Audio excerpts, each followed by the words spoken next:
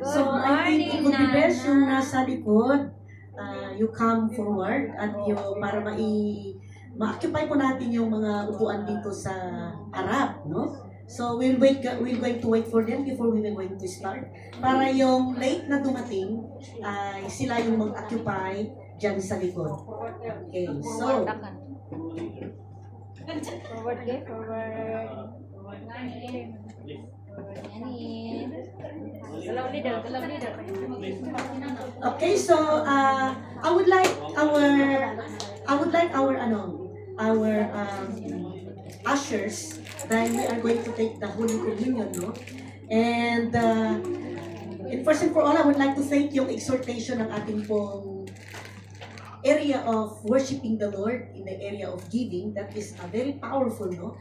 When in fact, pag iniisip natin, we shouldn't do some mag-encourage lang tayo, no? Dahil kapag ang anak ng Diyos ay alam ang salita ng Panginoon, nandun na yung pagsunod. Hindi na kailangan na exhort, encouragement lang sana, no? So, and I hope that I'm looking forward that the glory of God, as we will going to kill the ego or pride, yung glory ng Panginoon ang mag-excel in this church sa buhay natin. Hindi na natin kailangan na may tumayo dito na mag-exhort. Ang tatay na lang dito yung powerful testimonies how God moves through His glorious glory, no? Na sa pag-obey natin as we will going to act the obedience of Christ that is in us in the area of giving ay yung tatayo dito, yung glory ng Panginoon ang magmamanifest. Amen? Amen. So, kasi, pag alam natin na yung salita ng Panginoon, all the things we need to do ay sumunod lang na tayo. No? At ang pagsunod ay may powerful testimony na kaakibat. No? Ang pagsunod may powerful na sasabihin ng isang tao na nakaranas. Na hindi lang ito isang theory, hindi ito isang, hindi i-testify yung ginawa ni Lord sa ibang tao, pero i-testify mo yung mismong naranasan mo na ipinaranas ng Panginoon sa pagsunod mo at makita mo yung kaluwalhatian ng Panginoon sa ginawa mo. Amen? So, thank you, Jesus. Alright? So, ngayon sa oras na ito, tayo po ay magkakaroon po tayo ng community, Holy Communion. At before that ulit, no, for those who haven't yet heard, ang Holy Communion ay hindi ito isang tradition, hindi naman ulit ito isang ritual na lagi nating ginagawa, pero ang Holy Communion meron pong spiritual significance sa buhay natin. Bilang isang follower ni Kristo, bilang isang disciple, bilang isang Kristiyano, mayroon pong makapangyarihan na reminder of Jesus Christ's love. Yung reminder niya kung paano natin maintindihan every time we will going to partake either personally na mag-Holy Communion ka or as a church, no? Meron po siyang reminder of Jesus Christ's love at yung kanyang pagsakripisyo. And every time you are holding that, may nare-remind sa'yo. And today, that reminder, the love and sacrifice of Jesus, He is inviting each one of us na magkaroon tayo ng moment na mag-reflect. Yung moment na magkaroon po tayo ng pasasalamat sa ating puso. Kanina, no, natopic kanina ni Crisel about prayer. When in fact, prayer is indeed, I told you, that every time you are talking, you are praying. Now that I am talking, I am praying, no? Since yung prayer kasi, that is only the word we use when we talk to the Lord. But when I talk to you, I'm also praying because I'm talking to you. That's why, sabi ko nga, pag meron na tayong awareness that prayer is a communication, mag-ingat tayo sa mga sinasabi natin. Because everything that you say will going to be like a law, a declaration that either it will benefit you or it will going to benefit others. At ang problema pa naman, every word that you say, either it will come back to you. Kaya po lagi tayong, yan yung isa pong right attitude na i-build up natin, na sanayin natin na maging aware sa mga sasabihin natin. Before na bigkasin natin, before na isusulat mo sa social media, mag-isip muna before you click. Because every word you say, maraming magkiklik na mga demonyo na magla-like, no? At ilang mga likes ang makukuha mo, it will going to double the problem. Na wala kang ka-idea. Bakit kaya ako nagkasakit ng ulo? Bakit kaya pumipitik yung, bakit ako nanghihina? Hindi natin alam, meron palang root cause of that, no? So, yung spiritual benefit ng communion is for healing. Communion offers a chance, no, na for physical, emotional, spiritual healing. As a believer, pag i-open po natin yung ating puso na kung meron kang sickness in your body or meron kang pain in your heart, kailangan mo na makaranas ng healing. Holy Communion is a very powerful tool as well. No? At ang isa pang spiritual implication, spiritual benefit ng Holy Communion, when we will going to receive it from our heart, forgiveness. It serves as a reminder na yung pagpapatawad ng Panginoon ay available to each one of us. Walang pinipili.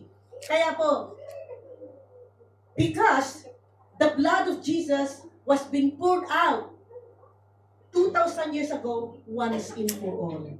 And it affects all humanity. Hinihintay lang ng Panginoon yung mga unbeliever na buksan yung kanilang puso para tanggapin. Yun lang naman. Kaya nga, we are here para we will going to let them know about the good news. Amen? Tanggapin lang naman nila. Wala na silang gagawin. But how can they hear if nobody will going to tell them? Yung spiritual benefits of Holy Communion is not just for healing, it's not just to remind us how we are forgiven, accepted, and cleansed by the blood of Jesus. Yung Holy Communion, as we are partaking it as a family, it brings unity. No? It fosters unity that comes from loving God. Are you there with me? Amen. At itong unity na ito, kapag sumisimplang ka sa iyong journey in your spiritual walk, maybe it's about time for you to come right now and say to the Lord God, I'm sorry, ako po'y nalihis sa aking commitment, ako po'y nadulas, ako'y nauntog, meron pong, there is yung bumps, no? On my journey, na medyo nauntog ako, medyo nadulas ako, and I am coming back once again. So, as we were going to approach the table, we are going to approach it with honor, with reverence, with fear in the Lord, okay? At saka yung may understanding na ito ay reminder to remember what the Lord has done to you. I-personalize mo. Do you remember and understand what the Lord has done to you? Kaya kapag hindi mo pa naintindihan, I pray, alisin ng Panginoon yung kaliskis sa iyong mata, alisin ng Panginoon yung blanket na nanakawa sa iyong spiritual understanding para maging klaro sa iyo ang ginawa ng Panginoon sa cross Calvario. Para when you are going to partake the Holy Communion, you are not partaking you are not partaking as a ritual or as a tradition, but you are partaking it with life, with reverence, with freedom and liberty. Amen. So, Holy Communion ay ito ang napaka-powerful na expression ng pagmamahal at pagsakripisyo ng Panginoon at kung ano yung gusto niyang mangyari. Remember yung prayer ng Panginoon sa kanyang mga disciples at sa mga tao, Lord, I pray that let them be one. At yan yung prayer pa rin ng Panginoon until now sa atin. Amen? So as we gather around the table, let us remember the significance, yung kahalagahan of this moment at yakapin po natin yung kagalingan natin, yung pagpapatawad ng Panginoon, yakapin natin Kung merong kailangan na mapalaya dito, yakapin natin yung pagkakaisa natin na kung saan we will going to please the Lord in our unity. Are you ready? Let's all stand in our feet. Amen. And I would just like to read sa Matthew 26, verse 27 to 28, when the Lord said during the last dinner with His disciples, then He took the cup and gave thanks. Nagpasalamat siya. At ibinigay niya and gave to them, to the disciples, saying, "Drink from it, all of you, for this is my blood of the new covenant, which is shed for many for the remissions of sin." Bakit tayo kailangan na mag-partake ng communion? Para ba may makuha tayo from the Lord? Hindi po. We are taking a holy communion in again para ma-remind sa atin, maalala natin kung ano yung ginawa ni Lord at kung ano na yung ibinigay sa'yo, kung ano na yung provision na ibinigay sa'yo na nangyari na sa cross Calvario, no? And Jesus already made provision for our sins. Nagbigay na siya ng provision ng way sa ating kasalanan. Where? At the cross. Kaya, we are no longer have to live feeling na tayo po ay makasalanan. We are condemned for our sins because Jesus has already made provision for that. For our healing at the cross. As we are going to partake the Holy Communion, receive the gift of healing. Napalaya ako doon when I've heard one picture. Healing is a gift. Like the salvation is a gift. So what you need to do is receive that healing. Amen. Beloved, take the communion daily. Kung pwedeng magawa mo. And have a fresh revelation of all the good that Jesus has already made provision through His finished work. When He said, "It is finished." As we partake in the bread in the cup, hindi lang po natin naaalala kung paano na broken yung katawan ni Kristo, at hindi lang natin naalala kung paano tumagos yung kanyang dugo, kung paano na-open yung kanyang puso, yung kanyang mga laman-laman, yung kanyang flesh, and every part of His body is, the blood is flowing out. Hindi lang yan ang inaalala natin. But let us have an open heart to receive that healing. Kung kailangan mo naman ng balik kay Lord, dahil nadulas ka, maybe sinasabi ng kaaway na mag-backslide ka, or maybe paandap-andap na yung iyong ilaw, no? At the last moment, buti na lang nakarating ka. Today, why not turn 180 degrees and say to the Lord, "God, I'm sorry for all the things that I have done. I'm sorry that I am just taking advantage. I'm neglecting your grace you've shown toward me. I understand that your grace is not my license for me to do my own way. But today, oh God, I want, like the prodigal son, I want to say, I'm sorry." If you said that prayer, the Lord's forgiveness, automatically, nandun, amen, sa buhay. Hallelujah. Let's pray. Panginoong Jesus, kami po ay lumalapit, dumudulog sa iyong harapan, na ang puso po namin ay punong-puno ng pasasalamat at punong-puno ng respeto.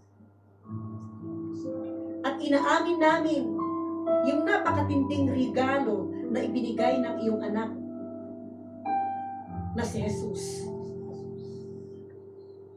As we prepare na kami ay kakainin namin itong Holy Communion, nakikita po namin yung kahalagahan ng Holy Communion na ito sa moment, sa oras na ito. Na ang oras na ito, iisipin ulit namin, aalalahanin ulit namin yung pagsakripisyo mo, Jesus. Kung paano mo ibinigay ang iyong buong buhay on the cross. Kami po'y nagpapasalamat sa iyong katawan na nakatanggap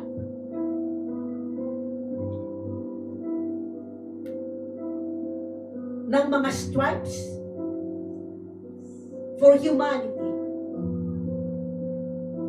At kung paano ang iyong dugo tumagos sa cross, sa iyong katawan. At ang dugo na yan ang nakapagbigay ng ganap na kagalingan ng aming katawan. We receive the gift of healing right now. At ang iyong dugo na tumagos, yan yung naibayad para kami po ay ma-redeem. Ang iyong dugo at ang iyong buhay, ang iyong ibinigay para kami po ay manumbalik sa iyo. That's why we are inviting your very presence into this time of communion. We're asking you to open our heart, to open our mind, para tanggapin namin yung buong-buo ng sakramento na ito. At tulungan mo kami na maunawaan pa namin yung lalim ng iyong pagmamahal at yung lalim ng iyong biyaya as we are going to partake the bread and the cup. At makikita po namin, we can see beyond the physical elements at maintindihan namin yung spiritual nourishment na naibigay mo sa pamamagitan ng napakabanal na gagawin namin to partake the Holy Communion. Let's hold the bread in your hand and say with me, for the bread. As I ate the bread, I remember the body of Christ that was broken for me. I declare that by your stripes, I am healed. I bring you every areas of my life na nangangailangan ng kagalingan, physical, emotional, at spiritual. And I'm asking you, Lord, for your healing touch na mag-flow from the top of my head, from the sole of my feet. I-restore mo, i-renew mo, in every way, yung kailangan na ma-restore, kailangan na ma-renew sa aking buhay. Tulungan mo ako, Diyos, na ma-release ko yung kabigatan, yung aking takot, yung aking worry, yung aking pangamba, yung aking burden, na pwedeng makapaghinder para matanggap ko, maunawaan ko yung fully healing na galing sa iyo. I trust your promise that you are my healer, you are my deliverer, and I claim that promise right now sa aking buhay, sa oras na ito. Come on, let us partake it.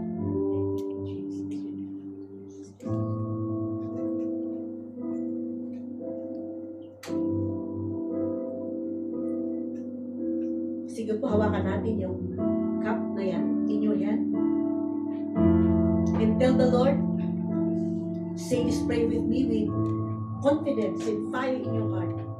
Lord, as I drink from the cup, I remember the blood of Christ that was poured out for the forgiveness of my sins. I thank you for the cleansing power of your blood, which washes away my transgressions and makes me as white as snow. Lord, I confess any sins that may be weighing me down, na nagpapabigat sa akin, Tanggapin ko ang iyong pagpapatawad with an open heart this morning. Tulungan mo ako na ako ay manahan. I can walk in the freedom that comes from being washed, from being delivered, from being clean, and being empowered us, Lord. Empower us right now to extend that same grace and forgiveness sa ibang tao, sa mga tao that causes us pain, sa mga tao na nag-slander sa amin, nag-gossip sa amin, nag-criticize sa amin, and as well, Lord, we can extend this good news to the lives of those people who don't know you. And through the blood of Jesus, let's say this, I am cleansed, I have fellowship with the household of faith. We also pray, God, for the unity in our household of faith as we are going to partake this Holy Communion together. May this act will gonna draw us closer to you and to one another as we are one part of the body of Christ, and that we will gonna be giving you an honor in support with one another in love. Let this communion today palakasin yung bond namin, yung bond ng relationship, ng fellowship, at ipaalala sa amin na we share one mission, one vision, one purpose to spread your love in grace to the world. As we partake this Holy Communion, dinideclare po namin that we are blessed, we are favored because of what Jesus has done for us. We thank you, Lord, for the promise of eternal life in the hope that we have in you. May this time of communion be a reminder of your great faithfulness, of your grace, that you are the source of our strength, and as we go forth in our daily lives, we commit this time to you, Lord, as we trust you that your work, that your power, and that your glory will move in our heart. As we remember and celebrate the incredible sacrifice of your Son Jesus Christ 2,000 years ago. And we are here today, Lord, experiencing the liberation of what Jesus has done in the cross. As we partake right now,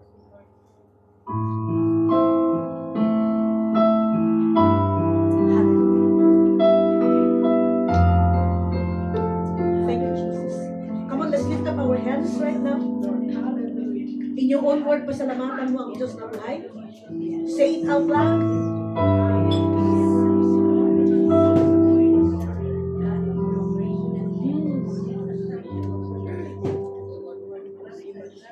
Hallelujah.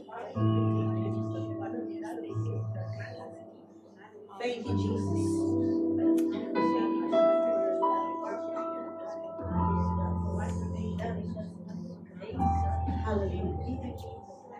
Let's pray. Lord, may the peace of Christ, which surpasses all understanding, we're going to guard our heart and our mind as we stand in faith, O Lord, for your complete healing sa aming buhay. According to your word in Philippians 4:6-7, Lord, let the peace of Christ, we're going to guard our mind and our heart. Let it be done according to your word as we declare, Lord, your promise in our lives, in this church, and in this ministry. In Jesus' name we pray. Amen and amen. Let's